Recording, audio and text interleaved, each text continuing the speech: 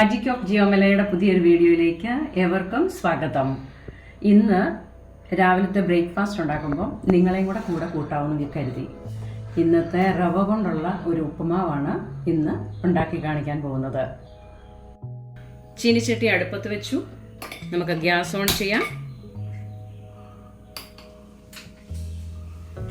ചൂടാകുന്നത് വരെ നമുക്ക് വെയിറ്റ് ചെയ്യാം. അതിലേക്ക് നമുക്ക് ആവശ്യമായ എണ്ണ ഒഴിക്കാം. ഇത് കോക്കനട്ട് ഓയിലാണ്. ഞാനൊരു 4 സ്പൂൺ എണ്ണയാണ് ഇതിലേക്ക് ഒഴിച്ചിരിക്കുന്നത്.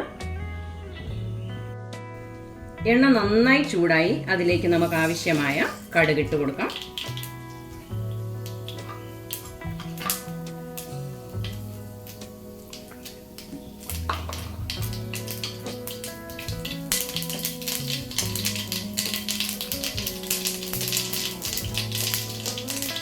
പലരും ഇതിൽ ഉഴുന്ന് ചേർക്കാറുണ്ട്, പക്ഷെ ഞാൻ ഉഴുന്ന് ചേർക്കുന്നില്ല. കടുക് പൊട്ടി ഉള്ളി ചേർക്കുന്നു.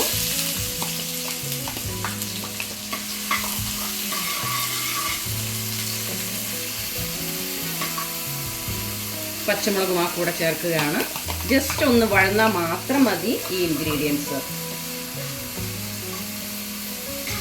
ക്യാരറ്റ്,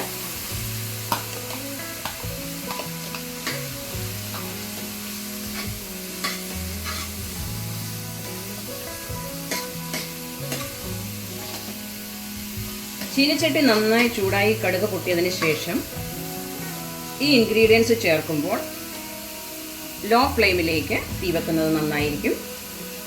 ഇനി ഞാനിടുന്നത് ഗ്രീൻ പീസ് ആണ്. 3-4 മിനിറ്റിന് ശേഷം നമുക്ക് അടപ്പ് തുറക്കാം. അത് നന്നായി വഴന്നിട്ടുണ്ട്. ഞാൻ ഇനി മാത്രമാണ് ഇതിലേക്ക് ഉപ്പ് ചേർക്കാൻ പോകുന്നത്. കാരണം പച്ച നിറമുള്ള, അതായത് ഈ ഗ്രീൻ പീസായി പച്ച ചീരത്തോരനായി ഇതൊക്കെ ഉണ്ടാക്കുമ്പോൾ നമ്മൾ ആദ്യമേ ഉപ്പിടാതിരിക്കാമെങ്കിൽ ആ ഒരു പച്ച കളറ് നിലനിന്ന് പോകും. ഞാൻ ആവശ്യമായ ഉപ്പിട്ടു. അല്ലെങ്കിൽ ഈ പച്ച കളറുള്ള സാധനത്തിനൊക്കെ ഒരു വല്ലാത്ത ഒരു കളറായി മാറും. ഈ പച്ച കളറ് ഇത് ഫ്രഷ് ഗ്രീൻ പീസ് അല്ലേ? ഇത് ഫ്രീസറിൽ നിന്ന് നമ്മൾ എടുത്തത്. നമ്മൾ വാങ്ങിച്ചു വെച്ചിട്ടുണ്ട്. ഫ്രഷ് ഗ്രീൻ പീസ് അത് തന്നെ. അല്ല, ഗ്രീൻ പീസ് രണ്ട്, ഒന്ന് ഫ്രഷ് ഒന്ന് പട്ടാണ. അല്ലല്ല, അത് ഡ്രൈഡ് ആയിട്ടിരിക്കുന്ന ഉണക്കല്ല, ഇത് ഫ്രഷ് ആയിട്ടുള്ളതാണ്. നമ്മൾ എപ്പോഴും നമ്മുടെ സാധാരണ കാണുന്നത് ഈ പട്ടാണ വാങ്ങിച്ച് വെള്ളത്തിട്ട് കുതിർത്തൊക്കെ ഉണ്ടാക്കുന്ന അങ്ങനെ ഗ്രീൻ പീസ് ഉണ്ട്. അത് ആൾക്കാർക്ക് അത് മനസ്സിലാവണോ? ഇത് കോളിഫ്ലവർ ഒക്കെ കറി വെക്കുമ്പോൾ ഇടുന്നതാണ്. ഇനി ഞങ്ങളൊരു കോളിഫ്ലവറിന്റെ കറിയും കൂടെ വീണ്ടും കാണിക്കാം. ചപ്പാത്തിക്കൊക്കെ നല്ലതാണ് ആ കറി. അപ്പം അതിൽ ചേർക്കാൻ വേണ്ടിയായിട്ട് എപ്പോഴും ഞങ്ങളുടെ കയ്യിൽ ഒരു പാക്കറ്റ് സ്റ്റോക്ക് ഉള്ളതാണ്. അതിൽ നിന്നാണ് അല്പം ഞാൻ ചേർത്തിരിക്കുന്നത്. ഇനി ഇതിലേക്ക് ഞാൻ എടുത്തു വെച്ചിരുന്ന കരിവേപ്പിലയും കൂടെ ഞാൻ ചേർക്കുവാണ്. എല്ലാവരും കടുക് പൊട്ടിയതിന് ശേഷം ഇടും. ഞാനിപ്പോഴാണ് ഇട്ടത്.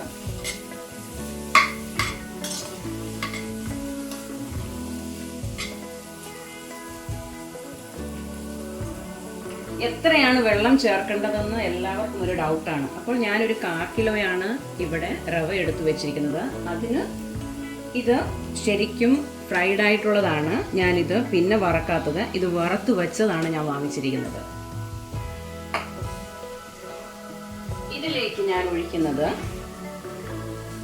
1/2 കിലോയ്ക്ക് 1/4 കിലോയ്ക്ക് ഞാൻ 1/2 ലിറ്റർ വെള്ളമാണ് ഇതിലേക്ക് ചേർക്കുന്നത്.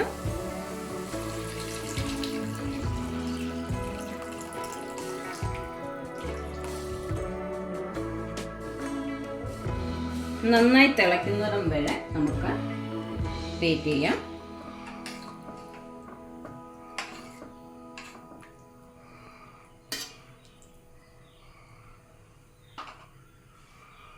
ചിലർ ലാസ്റ്റിൽ ഉപ്പ് ചേർക്കും, പഞ്ചസാര ചേർക്കും. ഞാൻ അതിന് വേണ്ട ഒരു മധുരത്തിന് വേണ്ടി അല്പം പഞ്ചസാര ഞാൻ ഇതിൻ്റെ കൂടെ ചേർക്കുന്നു.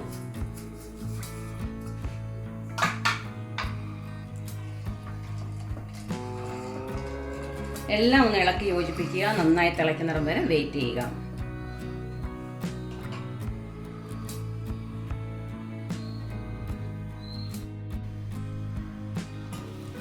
വെള്ളം നന്നായി തിളച്ചിട്ടുണ്ട്. നമുക്ക് റവ ചേർക്കാൻ സമയമായി. റവ ഇതിലേക്ക് ചേർക്കുന്നതിൻ്റെ കൂടെ തന്നെ ഇളക്കിക്കൊണ്ടിരിക്കുന്നതായിരിക്കും നന്ന്. അത് കട്ട കെട്ടാതിരിക്കാനായിട്ട് അത് സഹായകരമാകും.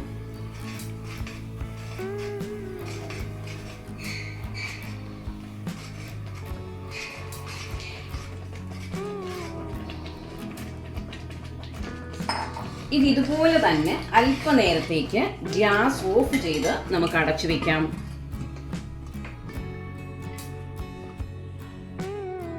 ഞാനൊരു 2-3 മിനിറ്റ് ഇത് അടച്ചു വെച്ചത് അതൊന്ന് സോഫ്റ്റ് ആകാൻ വേണ്ടിയാണ്. ഞാനിത് തുറക്കുകയാണ്. ഞാനിത് വീണ്ടും ശരിക്കും ഇത് ഇളക്കി യോജിപ്പിച്ച് അതിൻ്റെ നല്ല ഫോമിലേക്ക് കൊണ്ടുവരികയാണ്. കറക്റ്റ് അളവിൽ നമ്മൾ റവയും വെള്ളവും ചേർക്കുകയാണെങ്കിൽ ഇങ്ങനെ നമുക്ക് വളരെ മനോഹരമായിട്ട് വളരെ സോഫ്റ്റായിട്ട് ഇങ്ങനെ വെതറി കിടക്കത്തക്ക വിധത്തിൽ നമുക്ക് ഉപ്പുമാവ് ഉണ്ടാക്കിയെടുക്കാൻ പറ്റും.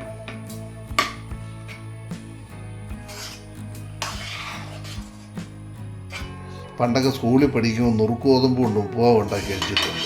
ഉപ്പുമാവി എടുത്തിട്ട് ഇവർ റവ കൊണ്ടുണ്ടാക്കുന്നു, ഏതെല്ലാം രീതിയിലുണ്ടാക്കുന്നു.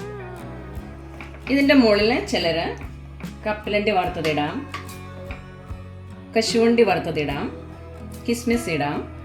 ഞാൻ പക്ഷേ ഇടുന്നത് അല്പം തേങ്ങ ചിരകിയത്. എല്ലാത്തിൽ നിന്നും വ്യത്യസ്തമായ ഒരു ഉപ്പുമാവ്.